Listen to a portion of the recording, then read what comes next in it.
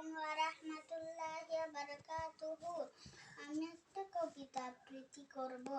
কবিতার নাম ঠিক আছে। লিখেছেন সুকুমার বড়ুয়া।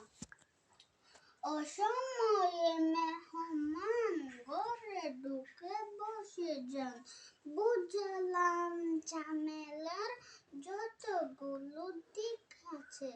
তিনি হেসে বললেন, ঠিক আছে ঠিক আছে, রেশনের পচা চাল, ঢলে ঢলে বাসি ডাল, থালাটাও ভাঙা চোরা, বাটিটাও লিখাছে। খেতে বসে জানালেন, ঠিক আছে ঠিক আছে। মেঘ দেখে মেহমান চাইলেন ছাতা খান, দেখালাম ছাতাটার শুধু কটা শিক আছে। তবু তিনি বললেন,